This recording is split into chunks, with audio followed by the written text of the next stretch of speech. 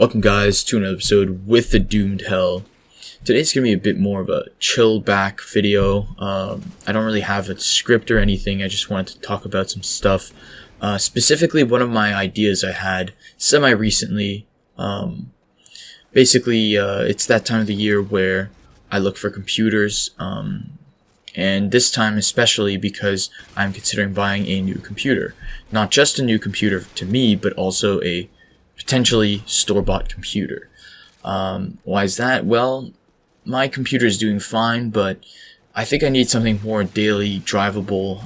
My computer gets crashes, as all Windows 10 computers do, but yeah, I just feel like it's possible I could get something that is a bit more reliable if I were to purchase new. I could buy something that's 2 years old on the used market, but because of how things are going in the outside world, the market's kind of weird and stale. And so when looking for a new graphics card, there's not really much I can do, both on the used market and in store. So yeah, it's gotten my mind thinking, and over the years I've always thought of this idea, but especially now, it's like an idea that's just recurring to me.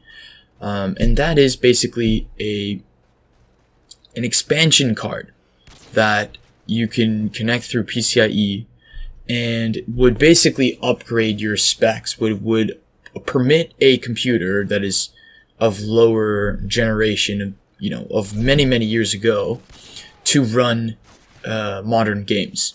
How modern? Well, I guess as modern as you want it to be.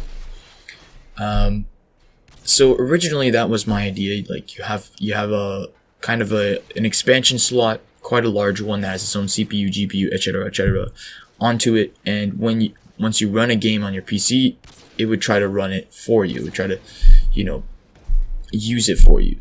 And realistically, that's not the best idea. From what I know how Windows works, and even Linux if you want to, it's not optimized to allow modularity of that sort. Like if you have multiple kinds of cores in your computer, especially with some latency between the PCIe and the CPU, it's just not going to work. So it got my mind thinking a bit more. What does this idea remind me of? It reminds me of a console. Consoles are great because they are basically, they have their own kind of platform. They have their own kind of libraries, dev kits, and all that kind of stuff. And it basically allows them to have a much more enclosed environment for programmers to work on. And so they can optimize games a lot better than, PC gamers might. Like it's not a necessary case. It's just that there are advantages when programming on a console in terms of optimization.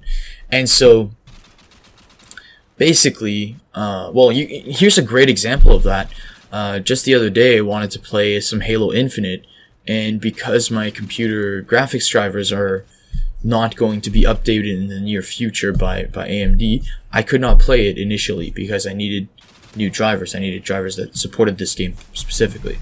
And so although this game can be run pretty much on a potato, if you were to look at it just spec wise and what kind of resources it needs, even though that is the case, my graphics card, which is a lot more powerful than a potato, won't be able to run it. So that's kind of where I'm going with this. At least a console will never really have that problem. If you look at an Xbox One original, it runs Halo Infinite with impeccable performance and fidelity.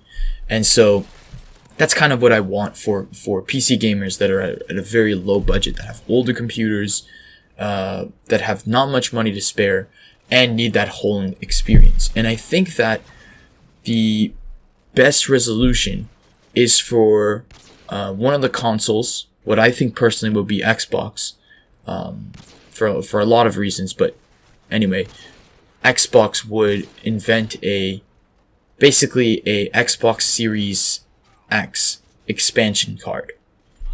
And this idea dates back to back when they came out with the Xbox One X.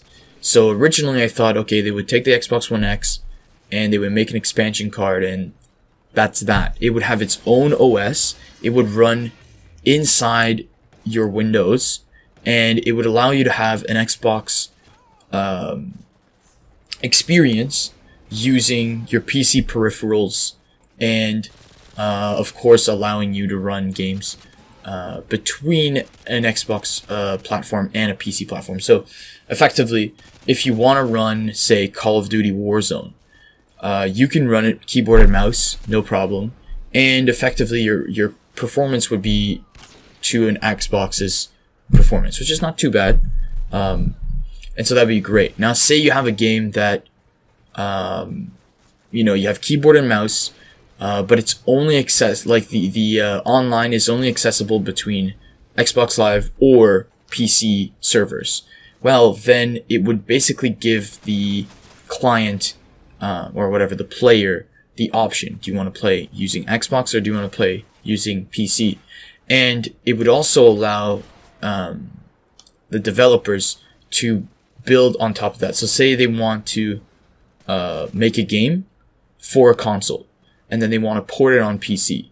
It will be much easier because they have a baseline performance, and that baseline performance is directly connected to the Xbox One X or the Xbox Series X performance. So what I'm saying is, programmers now have a better baseline performance.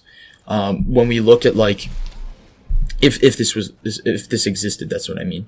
Because if we look at, like, for instance, if you were to optimize your, say you did PC to Xbox Series X, it's actually a lot more difficult, because you see, when you're optimizing for PC, most of the time you need to target performance, and you need basically a target PC audience where they have certain specs, certain performance deltas that they can run around, and you can calculate it with teraflops, whatever you want. But basically, imagine your baseline computer, like with a Ryzen 5, with say a base RTX card at this point, even though I hate RTX, and so on. And they basically build up the game so that it imaginarily runs on this computer. And thanks to libraries, dev kits, and computer engines, any computer that is similar to that performance and has up-to-date drivers compared to that performance will be able to run the game, which is great. However, this kind of sucks for people that have lower end hardware. So what this expansion card will allow is, effectively, devs can have a direct dev kit, which will allow them to run their games, allow them to optimize their games on PC, and then have that baseline, okay, it's going to run with this performance in mind, the expansion card's performance. And once they port it onto console, it's going to be the same performance, so they don't have any problems. And then once they go on PC, it'll be much easier to port it because you already have that expansion card. You can easily tweak it from PC to Xbox. That's kind of what I'm saying, because you basically have an Xbox in your PC. So that's kind of the advantages on that standpoint. Now, what I was thinking about specs wise is, Xbox would not necessarily have to cheap out, but I don't think it would be reasonable for them to not. So I think that what would be great is that not only would the console work. Okay, so this is the idea. I think that if the price point is lower, say in the $400-$500 range, almost a baseline graphics card at this point, what that would allow for customers is customers that already have good gaming computers can get the expansion card for other advantages, such as Game Pass, fast load times, basically having a second computer in your main computer, and you can find a bunch of advantages that console might give you. Meanwhile, people that need the console for, say, upgrading their baseline specs, say they have an old computer, etc., at least the price point for them would not be that expensive. And if you look at computers of that kind of performance line, say like for a Series X, I think it's similar to like, say, like a base i5 and a very powerful, well, medium power RX card, so like a 5700 XT. I mean, those computers are already $2,000 plus. But if you look at how much a Series X costs, it's a lot cheaper. So if we took a Series X, we took out the SSDs, we took out all these kinds of things, and we simply just kept the base specs, I think that it is reasonable to think that the console could cost them between $400 and maybe $600. And from there, they could have a lot more fans going into the brand. And you know, of course, if PlayStation ever does that, you know, I would not be surprised. I don't think Nintendo would ever do that, especially that their baseline specs are already way too underperforming. Than most gamers have this kind of performance for, you know, $300 or less, so that's not realistic. But if PlayStation or Xbox did this kind of idea, an expansion card console, I think it would work wonders, and it would be really smart. And you know, one of the ideas that, well, not idea, but one of the facts that inspired me to make this idea is actually that a while ago I was researching for kind of collector console items, and I stumbled upon Xbox originals that were, you know, dev kits. Those are really cool.